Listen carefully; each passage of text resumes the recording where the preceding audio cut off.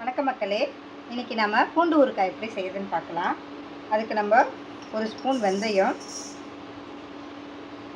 ஒரு ஸ்பூன் கடுகு ரெண்டுத்தையும் வறுத்துக்கலாம். கடுகு பொரியிற வரைக்கும் வறுக்கலாம்.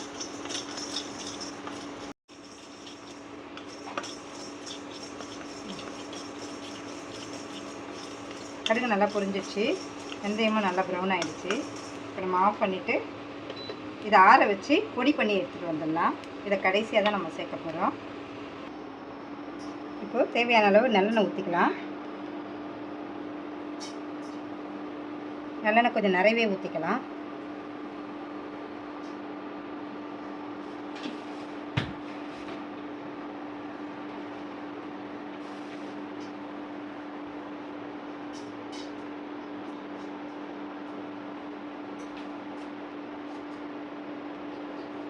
இப்போ எண்ணெய் காய்ச்ச உடனே நம்ம கடுகு உளுந்து போட்டுக்கலாம். கடுகு பொரியட்டும்.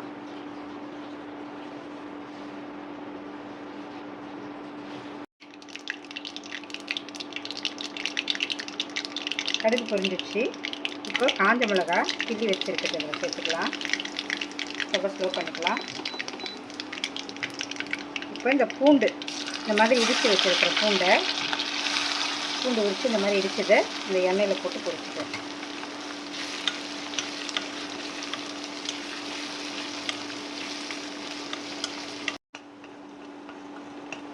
பூண்டு நல்லா வதங்கிடுச்சு. இப்போது இதுக்கு தேவையான ஒரு டேபிள் ஸ்பூன் மிளகாத்தூள் போட்டிருக்கோம். வெறும் மிளகாத்தூள். ஒரு டேபிள் ஸ்பூன் மல்லித்தூள் போட்டுக்கலாம். ஒரு 1/4 ஸ்பூன் மஞ்சத்தூள் சேர்த்துக்கலாம். அதை கொஞ்சம் எண்ணெயிலேயே நம்ம வறுத்துக்கலாம்.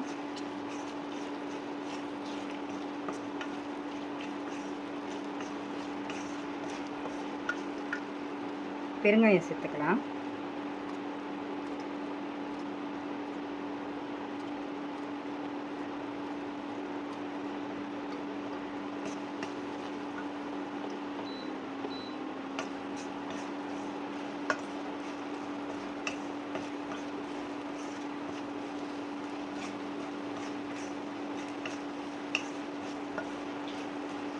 மிளகாத்தூள் மட்டும் சேர்த்தா உடம்பு ரொம்ப சூடாயிடும். மல்லித்தூள் வந்து சூடை குறைக்கும். அதனால் நம்ம மல்லித்தூள் சேர்க்குறோம்.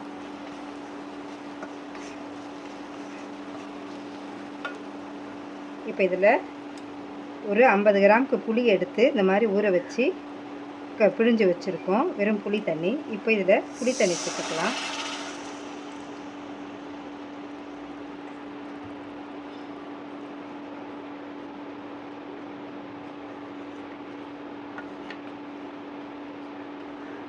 நல்லா கொதிக்க விட்டுடலாம்.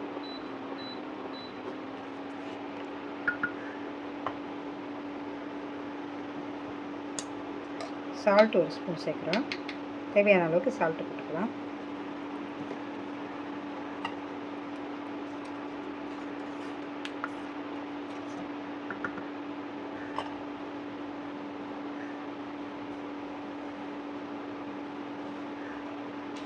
ஒரு மூடி போட்டு இதை அப்படியே கொதிக்க விட்டுடலாம். கொஞ்சம் நேரம் அப்படியே கொதிக்கட்டும்.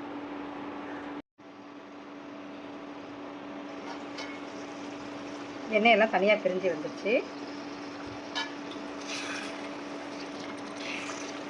ஊற்றின எண்ணெயே தனியாக வந்துடுச்சு. இப்போ நம்ம இதில் வெல்லம் 2 டேபிள் ஸ்பூனுக்கு வெல்லம் சேர்த்துக்கலாம். இந்த புளிப்பு, காரம், இனிப்பு எல்லாம் கலந்து நல்லாயிருக்கும்.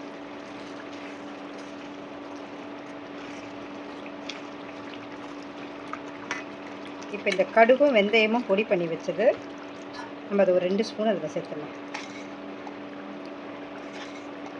2 ஸ்பூன் அதில் சேர்த்து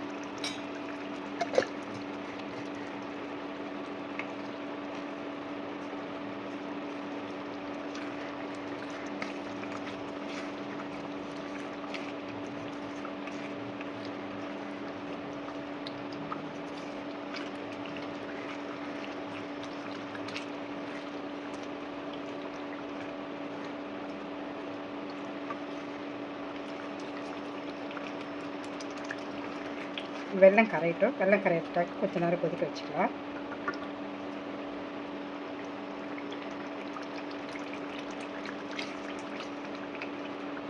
இது ரெடி ஆகிடுச்சு. இது சாதத்து கூட வச்சு சாப்பிட்றதுக்கு ரொம்ப நல்லாயிருக்கும். இதை நம்ம குழம்பு மாதிரியும் சாதத்து கூட வச்சு சாப்பிட்லாம். ஊறுகாவும் தயிர் சாதத்துக்கெல்லாம் வச்சுக்கலாம். ரொம்ப டேஸ்ட்டாக இருக்கும். இதை நம்ம ஒரு கண்ணாடி பாட்டிலில் ஆற வச்சு கண்ணாடி பாட்டிலில் போட்டு வச்சுட்டோம்னா நமக்கு ஒரு 3 மாதம் ஆனாலும் அது கெடாமல் இருக்கும். இந்த வீடியோ உங்களுக்கு பிடிச்சிருந்துச்சுன்னா லைக் பண்ணுங்கள், ஷேர் பண்ணுங்கள், கமெண்ட் பண்ணுங்கள், சப்ஸ்கிரைப் பண்ணுங்கள். தேங்க்யூ.